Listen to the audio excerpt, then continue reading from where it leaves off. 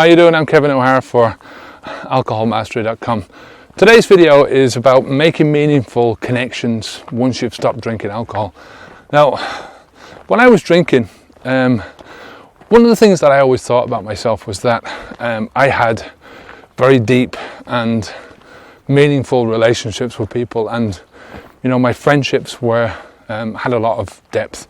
But most of the time they were very shallow, and a lot of the time they were meaningless. The only meaning they had, the only connection that I had with a lot of these people was the fact that we happened to drink in the same pub. We drank the same sort of type of stuff, we all drank pints.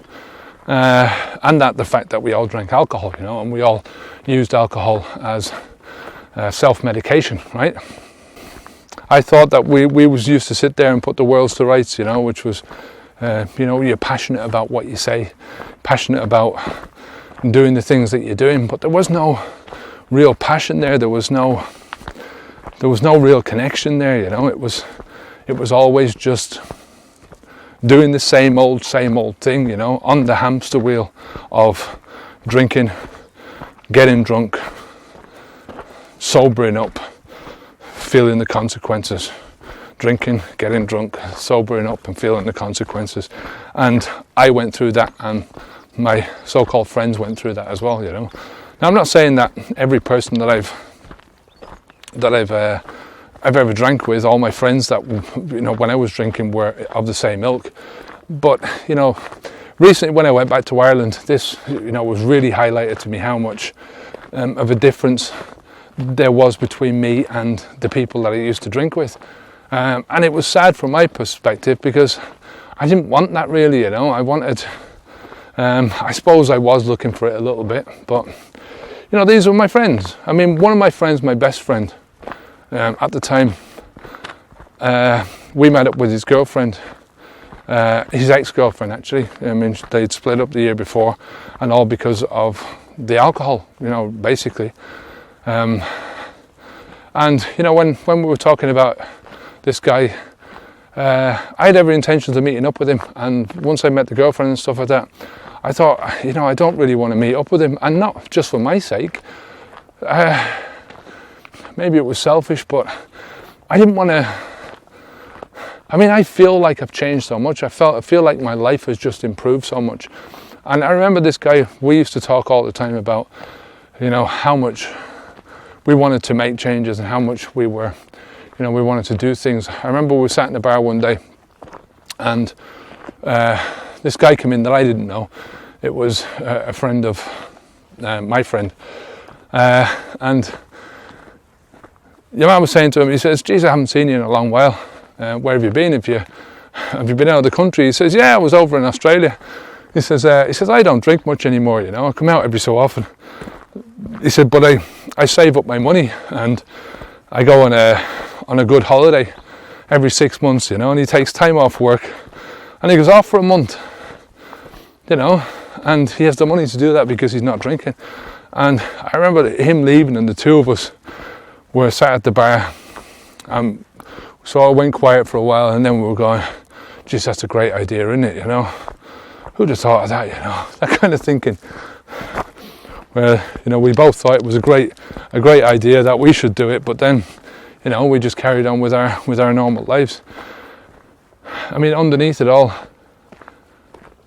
I was planning to move to Spain, and I always felt a little bit that I let my mate down, that because I didn't do that. Because I remember the last day that we were there, and he turned around to me and he said, "Jesus, who am I going to drink with now?" And I felt really sad at that, But in those first year, it was like, "Yeah, come on over and we'll do this, and this is cheap over here, and we can do that." And he never came over in the first year, and we kept in contact. But whenever I used to talk to him on the phone, to talk about alcohol, then obviously when I stopped drinking, I told him that I'd stopped, and then 6 months later I'd say to him again, "Yeah, I haven't had a drink now in 6 months." A year later, haven't had a drink in a year, and I was still like, "Yeah, you coming over? Come on over." And the guy never came over, and I couldn't understand why, you know, coming over to see me in Spain and not drinking and stuff, how boring for him, you know. But I'm saying is that when I look back on all those years of drinking, it was very surface level stuff, you know. It was always based around, the enjoyment was always based around alcohol. So relaxation was always based around alcohol. You know, celebration is always based around alcohol. So there was a time for work and there was a time for alcohol, right? But there was also in the back of your head, you couldn't drink all the time that you were off, otherwise you would be known as the alcoholic. So you didn't want that. So, you know, you had to do other things as well. So you couldn't really and truly allow alcohol to take over, you know. Some people do, you know, and I think the more you drink, the more likelihood that is going to happen to you. But since I've stopped drinking, not only have my relationships with the people that I know, the people that I've known, people that are still around me, have they deepened and become much more meaningful. The whole thing, my whole life seems to be about growth now, right? Rather than stagnancy. And that's what it was about before. It was about trying to maintain a hold on the status quo, right? Keeping what we had going, right? Keeping some money coming in, so that we could keep the rest of the life. I mean, it was never about keeping alcohol alive and keeping the drinking alive. It wasn't that, you know, that we didn't have that in the front of our minds. I don't think anyone does. But that's, you know, you're all the time trying to keep the behavior going, right? You know, and that is a part of the behavior. It's a big part of the backbone of your behavior, of your real life. And that's what you work for, right? You know, you have to keep other things ticking over in your life, but you're always trying to keep the status quo going, right? And I think that's as best as you can manage when you drink a lot. I think now, since I've stopped drinking, it's all about trying to grow and trying to make things better. Fuck the status quo, you know. The status quo is only as good as it is. I mean, it's not as good as it can be. And that is where my mind is focused almost all the time now, is how good can my life be, you know. I was born, I got the hand that I was dealt, and that was it, you know. My father was my father, my mother was my mother.